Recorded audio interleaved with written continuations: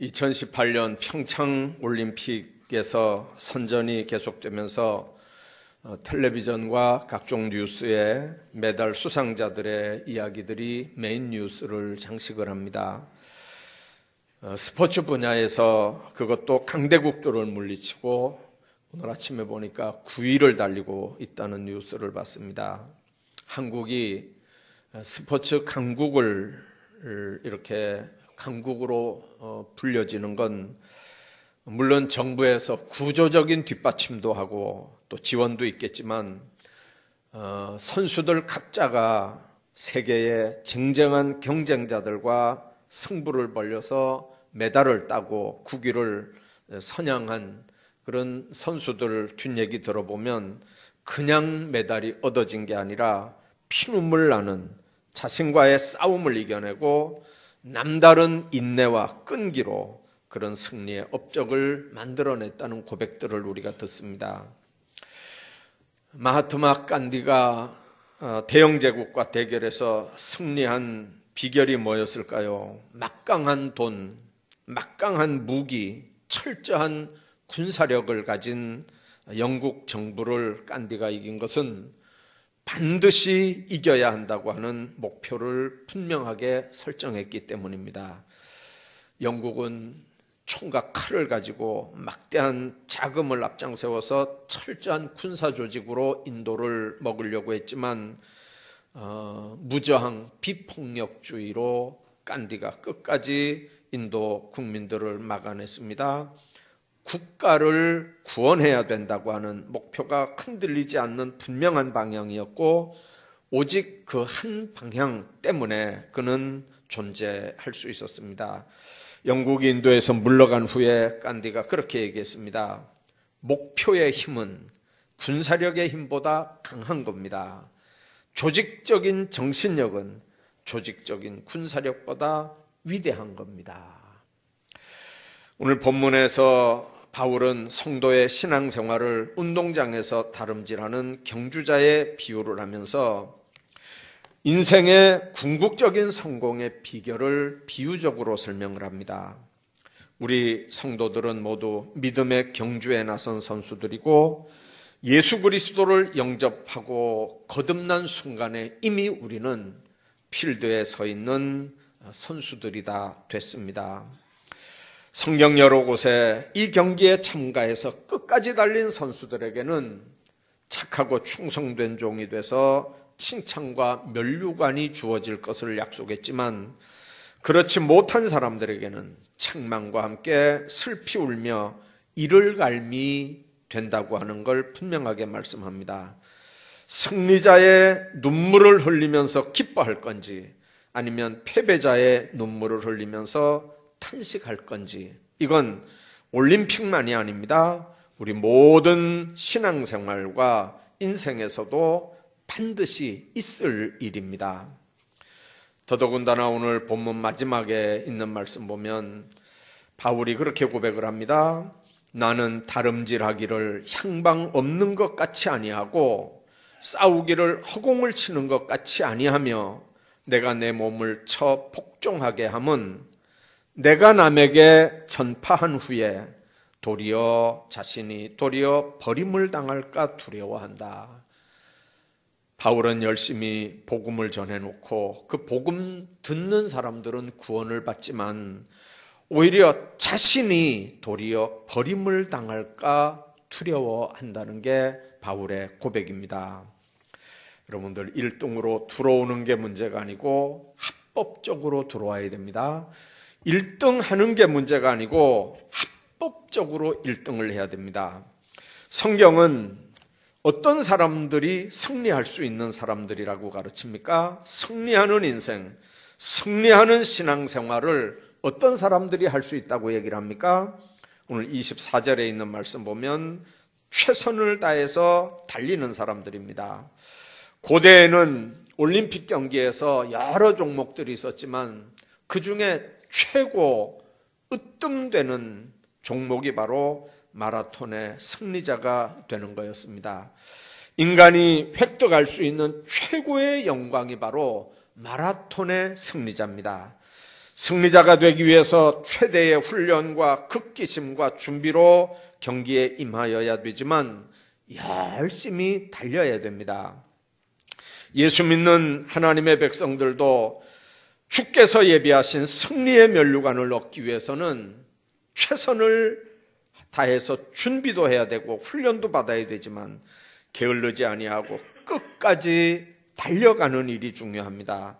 이 달리다라는 헬라어는 트레코라고 하는 단어인데 원래는 돌진한다는 뜻입니다. 힘써서 전진한다는 말입니다.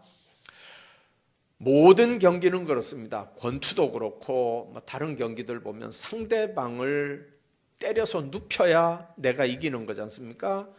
구기 종목도 마찬가지입니다. 다 상대방을 이겨야 그래야 내가 승리자가 됩니다. 그러나 이 달리는 경기만큼은 누구와 싸워서 이긴다든지 상대방을 꺾어 넘어뜨리는 게 아니고 앞을 향해서 힘껏 달려가되 중단하지 않는 성실함과 노력함이 핵심입니다. 이거는 누구와의 싸움이 아니고 결국은 자기와의 싸움입니다. 자기 기록과의 싸움입니다. 최선을 다해서 달려간다는 말씀은 바로 다른 사람들을 의식하는 게 아니고 나와 하나님과의 관계입니다. 나와 주님과의 관계입니다. 주께서 예비하신 썩지 않는 면류관을 얻기 위해서는 나에게 주어진 시간, 나에게 주어진 환경, 나에게 주어진 조건 속에 안주하지 않고 최선을 다해서 꾸준히 달려가는 사람들입니다. 시선을 의식하지 말아야 합니다. 몰입해 있는 사람은 옆에서 누가 야유를 하든 환호를 하든 관심 두지 않고 묵묵히 자기 레이스만 집중을 합니다. 창의적 레이서가 할 일은 웅성거림에 귀 기울이거나 환호에 답하는 게 아니고 그저 자기 길을 묵묵하게 달리는 것뿐입니다. 그리고 그 결과가 그 수고를 평가하는 겁니다. 예수 믿는 사람들의 직분 감당, 신앙생활하는 일, 인생을 사는 일 모두가 그렇습니다. 웃고 웃는 게 중요한 게 아니고 얼마나 똑바로 자기와 싸움에서 이기고 달려가서 마지막에 그 결과가 우리를 뭐라고 평가할 건가. 그러기 위해서 오늘 본문에 있는 말씀 보니까 무거운 짐을 벗어버리고 그랬습니다. 연습할 때는 모래주머니를 달고 그리고 달립니다. 무거운 타이어를 끌고 뜁니다. 그렇게 연습하다가도 시합 당일은 공기저항까지도 배려한 옷차림으로 경기에 임합니다. 이 원리는 믿음의 경주자들도 마찬가지입니다. 신앙생활하는데 장애가 되는 모든 짐을 다 벗어버리는 겁니다.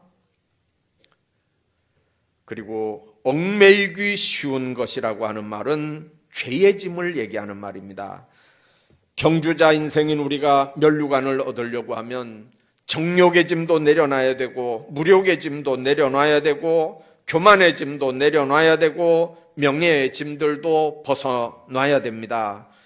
자기 몸을 위해서 무엇을 입을까 무엇을 마실까 하는 거추장스러운 걱정이나 염려들 다 벗어버리고 죄악의 무거운 짐도 다 내려놓고 오직 영적 호흡인 기도와 영혼의 양식인 성경 말씀만으로 우리가 무장을 하고 나가야 됩니다.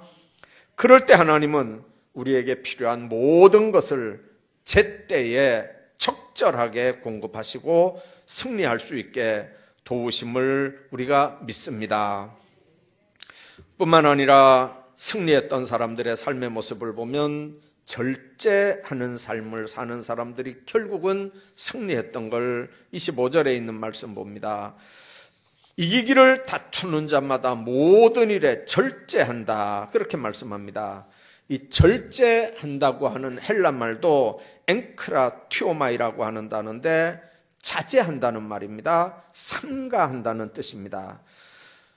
이 말은 우리 젊은이들이 흔히 하는 셀프 컨트롤이라고 하는 말인데, 자기 자신에 대한 주도권을 스스로 지니는 능력을 의미합니다. 즐기고 싶은 걸 다 즐기고, 하고 싶은 걸 다 하고, 먹고 싶은 것 다 먹고, 누리고 싶은 것 다 누리고는 절대로 승리할 수 없습니다.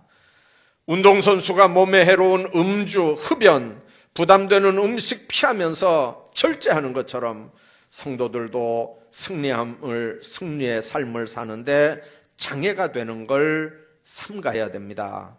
모든 걸 절제한다는, 스스로 자기 삶을 조정해 나가는 능력입니다. 그리스도인은 강한 믿음을 가지고 육체의 정욕과 세속적 욕망과 쾌락을 절제하면서 죄에 빠져서 넘어지거나 잘못된 길로 접어들어서 낙오하는 신앙 경주를 해서는 안 됩니다. 항상 하나님 앞에서 스스로 삼가하고 자기를 쳐서 그리스도께 복종시킬 때 비로소 생명의 면류관에 보다 가깝게 나설 수 있는 겁니다. 사우나에서 가끔 이렇게 이야기하는 얘기를 들으면 참 재밌는 얘기들 들을 게 들어 있어요. 뭔 얘기를 하냐면, 때로는 그 몸을 만드는, 이렇게 헬스장에 헬스하는 사람들 와서 이렇게 하는 거 보면 도시락 같은데 이게 특별 음식을 만들어 가지고 와요. 그래서 이제 저는 보통 이제 저녁 때 가니까, 이 저녁 때 가보면 저녁을 이제 집에서 먹는 게 아니고 도시락 같은 걸 싸와서 먹어요. 그래서 2명, 3명 이렇게 모여서 먹는데, 이렇게 지나가면서 이렇게 곁눈질 해보면 딱 첫눈에 봐도 그게 닭 가슴살 같은 거, 뭐 이런, 하여튼간 뭐 그런 걸 뭐 먹는 것 같아요. 그리고 뭐 이렇게 음료수 같은 것도 그냥 뻑뻑하게 이렇게 타서 먹는데 보니까 뭐 선식 같은 뭐 그런 걸 이렇게 이제 마시는 것 같고요. 이제 그 몸 하나 만들기 위해서, 그 사람들이 뭐 선수인지 모르겠어요. 몸 하나 만들기 위해서도 함부로 아무것도 안 먹고 그냥 그렇게 구별된 음식을 먹는단 말이에요. 그렇게 하다가 이제 명절 지나고 이제 어제 저녁에 이렇게 갔더니 그 얼굴 알잖아요. 아이, 설날이 돼가지고 뭐 술을 뭐 밤새도록 마셨더니 뭐 그동안에 뭐 이거 먹었던 거 다 헛거고, 그 다음에 뭘 먹었더니 뭐 그동안에 뭐 했던 거 다 헛거고, 얼마 동안 고생한 거 다 헛거가 됐다고. 그 자기들끼리 그래요. 아니, 이틀 설 쉬는 동안에 그냥 실컷 마시고 실컷 먹고 뭐 코가 삐뚤어질 때까지 먹고 나니까, 그 다음에 이제 정신 차리고 나니까, 에이, 그동안에 이거 뭐 특별식 먹고 뭐 선식 먹고 그렇게 먹은 게 이제 다 헛거라는 거죠. 여러분들, 그냥 몸 하나 만드는데도 그렇게 먹을 거 골라서 먹고 안 먹을 거 골라서 안 먹고 그렇게 철저하게 하는 거거든요. 이기기를 다투는 자마다 모든 일에 절제한다는 말은 또 다른 의미로 많은 연단을 받는다, 그런 의미입니다. 운동선수들 얼마나 훈련을 잘해야 됩니까? 이번에 평창올림픽 시작하기 전에 4년 동안 열심히 했던 그 선수들 중에 어떤 사람들이 아예 그 명단에도 못 들어가서 눈물을 흘리면서 이렇게 돌아서는 모습들을 우리가 봤습니다. 얼마나 철저하게 훈련을 했습니까? 고된 훈련 없이는 상 받을 수 없거든요. 인류 역사상 성경 역사에 나타난 위대한 인물도 마찬가지입니다. 예외 없습니다. 연단을 쌓고 살아온 사람들입니다. 훈련 없이 대단한 사람들이 되는 경우는 거의 없습니다. 세상 만사가 절대로 저절로 이루어지질 않습니다. 구원은 선물입니다만 무엇을 얻기 위해서는 그에 상응하는 대가를 반드시 지불해야 됩니다. 십자가 없이는 면류관이 없습니다. 저 천국을 향해 가는 성도 여러분들의 앞길에 어떤 고난도 없다, 그건 이미 마귀와 결탁하고 산다, 그런 의미입니다. 그러니까 아무 문제가 안 생기죠. 여러분들 천국을 향해 가는 사람들은 앞길에 어떤 종류의 고난도 닥칠 수밖에 없고요. 그 고난들을 예수 믿는 사람들은 이겨 나가는 겁니다. 그래서 거친 세파를 이렇게 거슬려 올라가는 물고기는 아무리 그게 적은 물고기라도 생명이 있는 물고기지만 그 세파에 그냥 둥둥 떠내려가는 건 덩치가 아무리 커도 그건 죽은 물고기거든요. 예수 믿고 신앙생활하는 사람들이 기억해야 되는 게 있습니다. 우리 목표는 그 하나님 나라, 거기서 받을 면류관들인데 우리 앞길에 어떤 고난도 없다. 그건 말이 안 되는 겁니다. 공중권세 잡은 마귀가 이 세상을 지배하는 이 세상에 똑바로 신앙생활 한다면 고난이 없을 수가 없는 게 신앙생활입니다. 그래서 예수 믿는 사람들은 영적 전투를 지금 하고 있는 사람들입니다. 그래서 많은 연단, 그리고 그 연단에서 승리해야 된다는 의미입니다. 뿐만 아니라 이기기를 다투는 자마다 모든 일에 절제한다, 그렇게 말씀합니다. 이 말의 또 다른 의미는 법대로 경기를 한다, 그런 의미입니다. 운동선수가 제 아무리 1등으로 결승점에 도달했다 해도 그가 만일 경기 규칙에 위배되는 행동을 했다면 그는 영광의 면류관을 받을 수 없습니다. 쇼트트랙의 500m에 아주 강력한 우승 후보였던 최아무개 선수가 2등으로 골인을 했는데 나중에 보니까 실격 처리가 돼버렸어요. 그러니까 메달 밖으로 이렇게 나가 아주 눈물을 흘리는 모습을 우리가 봤습니다. 여러분들, 우리가 1등으로 들어오는 게 문제가 아니고 경기 규칙에 위배되면 1등으로 들어와도 소용이 없습니다. 믿음의 경주에서도 마찬가지입니다. 경주자는 반칙 없이 자기 코스를 제대로 가야 되는 거거든요. 법대로 똑바로 경기를 해야 되는 거란 말입니다. 믿음의 경주에 있어서 경기 규칙은 어디 있습니까? 성경 말씀에 있습니다. 경기의 주체자인 하나님 말씀에 위배되는 행동은 모두가 다 반칙입니다. 그러므로 믿음의 경주자들은 항상 자신을 말씀에 비추어 보아서 스스로 절제해야 됩니다. 자기 레인 안에서만 나가야 되고요. 그 법 안에서만 활동할 수 있어야 됩니다. 그 말씀에 맞추어서 살아야 되는 게 믿음의 법입니다. 이제 모든 무거운 짐을 벗어버리고 목표를 향해서 경기 규칙을 준수하면서 달려야 됩니다.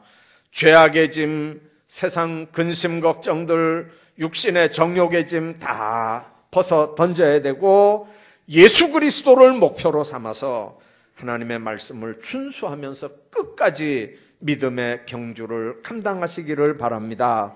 법대로 경기한다는 게 바로 경기자의 생명이 되는 겁니다.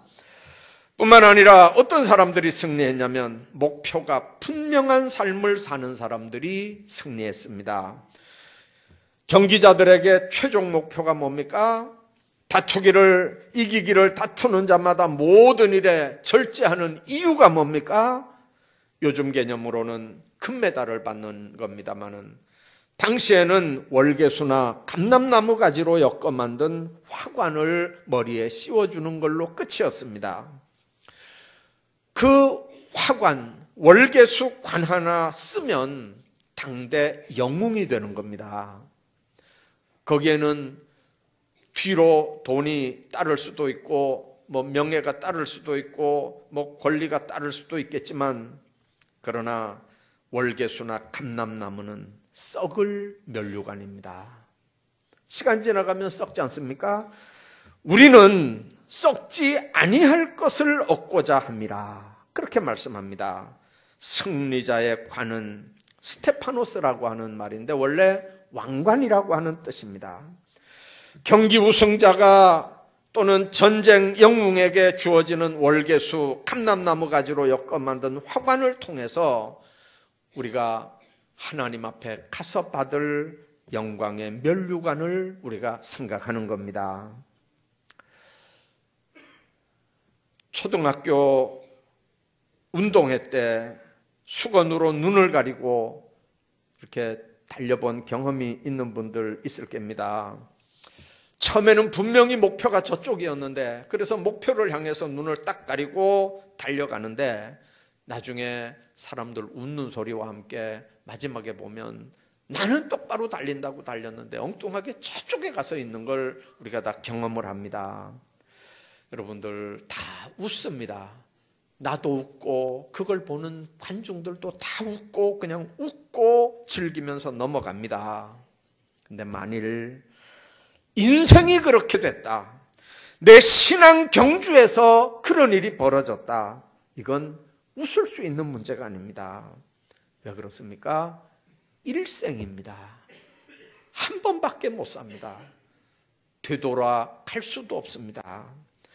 신앙 경주자들의 지향하는 목표는 천국이고 오직 예수 그리스도입니다.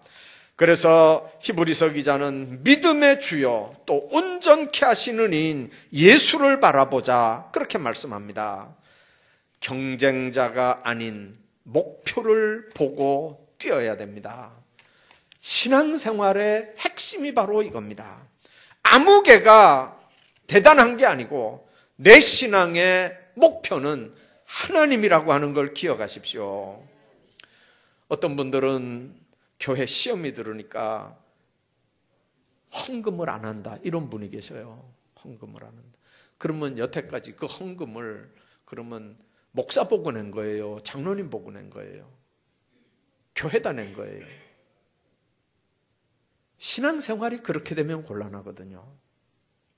하나님 앞에 드리는 헌금이 교인 아무개 하고 내가 마음이 안 맞는다고 헌금을 안 하겠다, 여러분들 그거는 그 대상에 문제가 있는 게 아니고 본인에게 문제가 있는 거예요. 한번 생각해 보십시오. 지금 내가 하나님 앞에서 신앙생활하는 게 내 경쟁자들 의식해서 지금 신앙생활하는 겁니까? 목표가 여러분들 옆에 있는 어떤 인간들입니까? 믿음의 주요 온전하게 하시는 이인 예수 그리스도를 바라보자는 게 경쟁자를 보고 가는 게 아니고 목표를 보고 신앙의 경주를 하자는 얘기입니다. 옆에 사람의 페이스에 휘말리면 안 됩니다. 신앙의 경주는 그 목적이 단지 누군가를 이기는 게 아니라고 하는 걸 알아야 합니다. 경쟁자만 보고 뛰는 사람은 목표를 보고 뛰는 사람을 절대로 이길 수 없습니다. 자기 나름대로는 열심히 신앙 경주를 한다고 했는데 정작 예수님과는 상관이 없는 사람이 됐다면 마지막에 어떻게 되겠습니까? 후회해도 소용이 없습니다. 왜 그러냐면 벌써 세상을 많이 살아왔고 이제는 돌이킬 수 없는 상태가 된다면 어떻게 그걸 만회를 하겠습니까? 변화받고 새로운 사명을 받기 전에 바울 사도가 바로 그런 사람입니다. 그는 나름대로는 하나님 앞에 열심을 낸 사람입니다. 하나님을 사랑하는 사람입니다. 예수님과는 상관도 없었습니다. 주님의 몸된 교회와는 원수가 됐습니다. 하나님을 사랑하는 방법이 하나님의 아들이라고 하는 예수를 어떻게 하든지 없애고 그 무리들을 잡아 죽이는 게 자기는 하나님을 사랑하는 거라고 생각했습니다. 그런데 주님의 몸된 교회와 원수가 된, 오히려 그리스도를 회방하고 원수된 일을 자행하는 삶을 살았습니다. 왜 그랬습니까? 영적 눈이 가리워져 있었기 때문에 그렇습니다. 신령한 눈이 어디서 떠집니까? 다메섹에서 떠집니다. 그 사람이 무슨 특별 기도회를 하다가 눈이 떠진 겁니까? 아닙니다. 원수를 잡으려고 가다가 예수 믿는 사람들을 결박하려고 체포영장 받아서 다메섹에 있는 예수 믿는 사람들 잡으려고 가다가 거기서 예수님을 만나면서 눈이 떠지는 겁니다. 예수님이 보여야 성경이 보이고 성경이 보여야 내 인생의 목표가 분명하게 보이는 걸 믿으시길 바랍니다. 바울이 바로 그 고백입니다. 내가 다름질하기를 향방 없는 것 같이 아니했다. 싸우기를 허공을 치는 것 같이 않았다. 내 몸을 쳐서 내가 복종하는 것은 내가 남에게 전파한 후에 자신이 도리어 버림을 당할까 두려워서 그랬다. 여러분들, 누가 지금 경쟁자입니까? 누가 지금 상대자입니까? 아닙니다. 문제는 내가 나를 하나님 앞에 어떻게 세우느냐. 하나님 앞에 받은 사명, 하나님 앞에 받은 직분을 내가 하나님 앞에서 어떻게 감당하느냐. 예수님이 보이고 성경이 보이길 바랍니다. 예수님이 보이고 성경이 보이고 목표 설정이 분명하게 된 여러분들 삶이 보이기를 주의 이름으로 축복합니다. 경주자의 최종 목적은 꼴인점에 도착하는 겁니다. 농부의 최종 목적은 풍성한 수확입니다. 전쟁터에서 싸우는 군인의 최종 목표는 전쟁에서 승리하는 겁니다. 이런 목표가 신앙 인생에 있어서도 너무 중요한 겁니다. 뚜렷한 목표가 정해지면 혼신의 힘을 다 쏟아서 그 일에 최선을 다하는 겁니다. 그래서 바울은 다름질을 하기를 향방 없는 것 같이 한다. 향방 없는 거, 델로스가 향방인데 아델로스가 아자가 하나 앞에 더 붙으니까 이 향방이 없는 거예요. 권투하는 사람이 주먹질을 하는데 아무데나 막 허공을 치면 그 경기를 어떻게 이기겠습니까? 여러분들, 경기 중에 정해진 선에서 벗어나서 자기 마음대로 달리면 그렇게 반칙에서는 1등으로 돌아도 소용이 없다는 거거든요. 신앙의 목표를 상실하고 최종 목적지에 도달하지 못하는 게 바로 아델로스, 향방 없이 주먹질하는 거고 향방 없이 달리는 거거든요. 마를린 먼로가 죽은 다음에 한때 그의 남편이었던 그 야구 선수 조다이지오라고 하는 사람이 그녀를 회고하면서 이렇게 얘기했습니다. 그녀는 세상적인 삶에 필요한 모든 것을 가졌지만 무엇을 위해서 사는가 하는 목적을 갖지 못했다. 마를린 먼로가 얼마나 예쁜 배우입니까? 명예나 부귀 영화를 한 몸에 다 누린 여자입니다만 무엇을 위해서 사는지 목적이 없이 살았다는 거죠. 늙어가는 자기 모습 보면서 그가 마지막으로 할 수 있는 일이 뭐였겠습니까?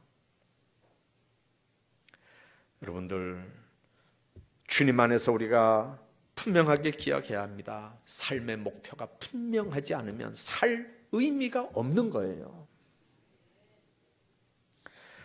인도의 시성 타고르는 그런 얘기를 했습니다. 죽음의 신이 당신의 문을 두드릴 때 당신의 생명의 광주리에 속에 무엇이 담겨서 하나님 앞에 내놓을 건가를 생각하면서 살아라.